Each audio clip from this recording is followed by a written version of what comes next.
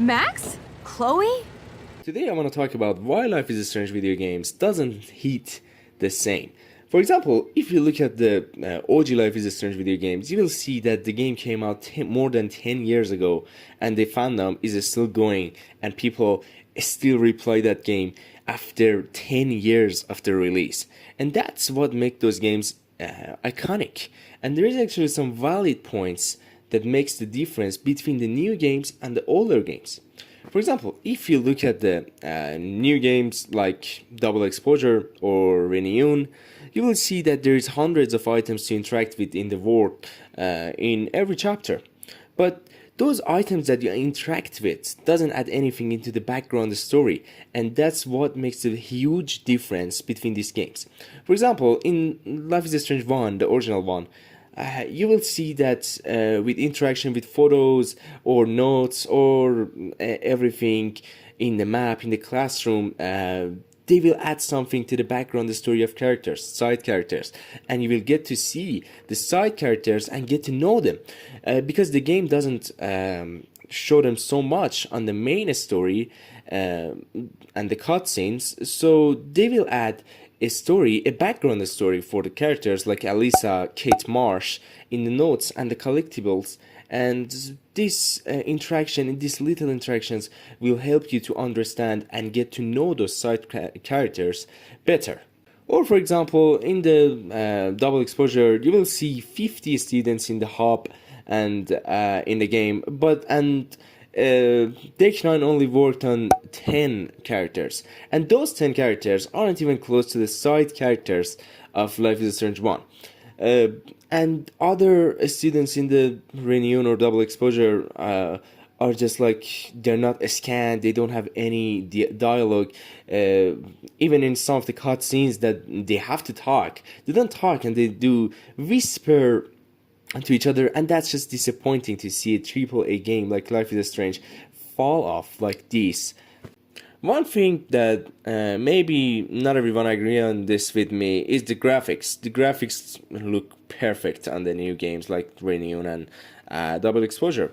But OG games like Life is Strange 1 and Life is Strange 2, you will see some beautiful art styles. I mean, those art styles are too good to be true. I want that art style so much. I mean, like, I prefer that art style to a realistic graphics. And the other thing is the music and soundtracks. For example, the soundtracks in the older games are so iconic. People use them on TikTok without even knowing where they came from.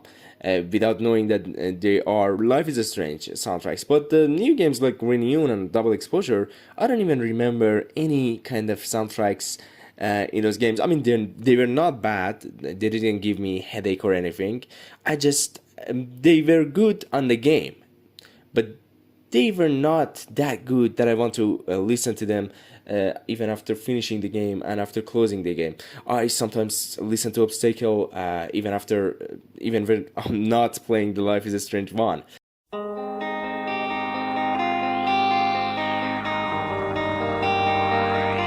And that's just crazy. That's show the difference and the fall off from Square Enix to Deck 9.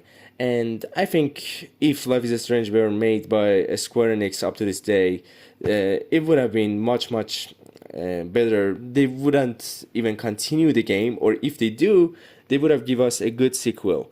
They would have shown Max and Chloe's ending better than what we got. It was good, but it could have been better because they didn't disrespect the choices in the first game, and they were some kind of cash grab for the creators and developers. And now sadly we are getting a TV show, which I'm not excited for, because Life is Strange is a choice-based game. It cannot be a TV show or a movie, because the thing that made Life is Strange exciting for us, made it good for us, was the choices, the meaningful choices. We didn't play it for the gameplay or for the world itself. Maybe we played for the world, but the main thing that we played the game for was for choosing any choice and seeing the consequences. and I don't think it would fit in a good TV show. I'm not hating from now on, but the casting isn't my favorite as well. For example, I'm not into Warren's casting, Kate Marsh casting, even Chloe Price casting. Chloe Price is still better than Warren and Kate Marsh. Kate Marsh and Warren doesn't look like at all. And we did it once for Last of Us as well. We're not gonna hate them because of how they look, but it's really important for me that the characters look like the characters itself in the game. But they do not. Let's at least hope for a better acting. And I just hope that Life is Strange fandom doesn't die. I would try to bring it to keep this alive, and we get more games, better games. And now, yeah, I want to see what you think, and see you in the next videos, guys.